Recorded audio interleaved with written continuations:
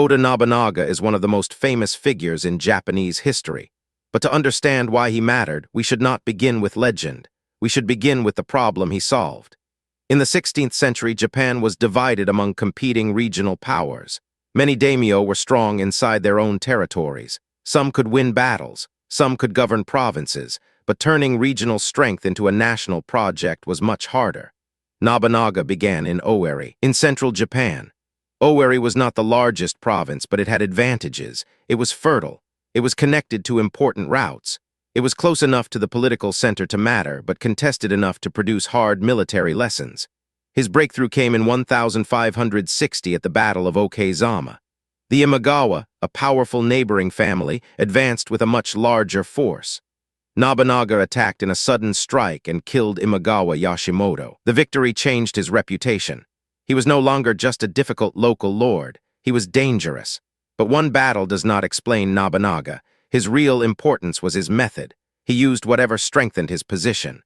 Firearms, castle building, trade, road control, alliances, intimidation, ritual authority, and ruthless violence all became tools. Nobunaga was not modern in a simple sense. He belonged to the brutal politics of his time, but he was unusually willing to break patterns that limited other rulers. He understood that power was not only inherited, it could be assembled. Kyoto was central to this transformation.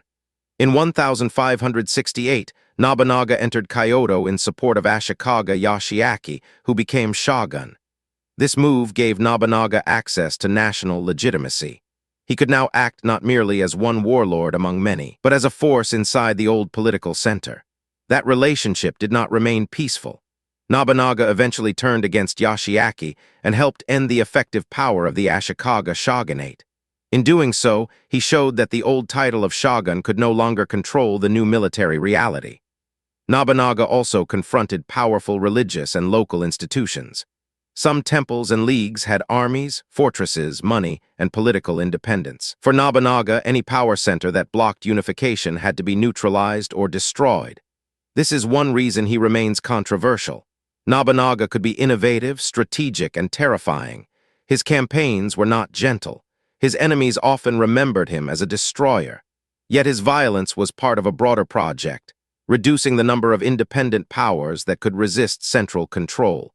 He did not complete the unification of Japan. In 1582, he was betrayed by Iechi Mitsuhide and died at Hano-ji. But by then, the direction of history had changed. Toyotomi Hideyoshi, one of his most capable commanders, continued the process. Tokugawa Ieyasu would later build the long-lasting order that followed. Nobunaga was dangerous because he made regional ambition national. He showed that a daimyo could use war, commerce, technology, legitimacy, and terror together. He did not simply fight inside the Sengoku world. He began to dismantle it. To understand Nobunaga, we should see him not only as a dramatic personality, but as a turning point. He was the moment when the age of divided warlords began moving toward a single political order. One reason Nobunaga stood out was his ability to use people.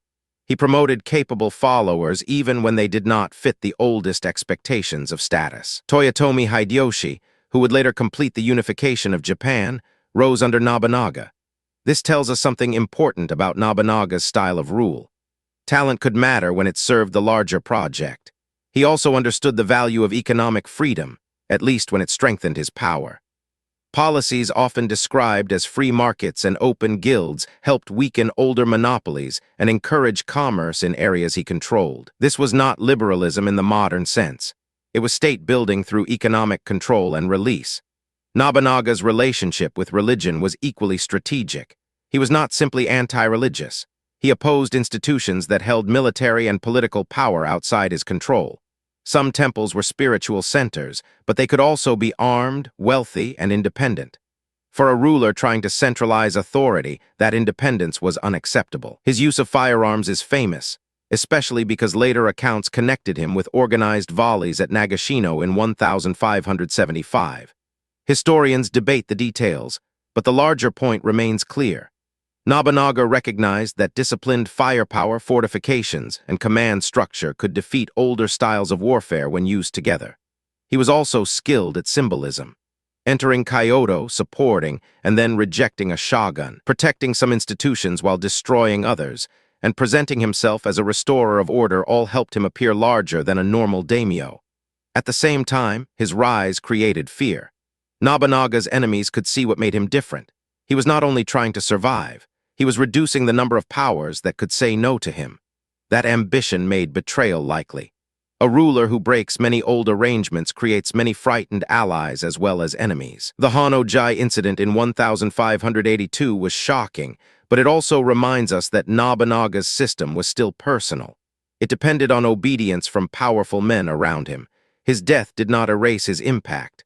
By the time he died, the question had changed. The question was no longer whether Japan could be reunified. The question was who would finish the process. That is why Nobunaga remains so important. He was not the final founder of peace. He was the force that made reunification imaginable, practical, and terrifyingly close.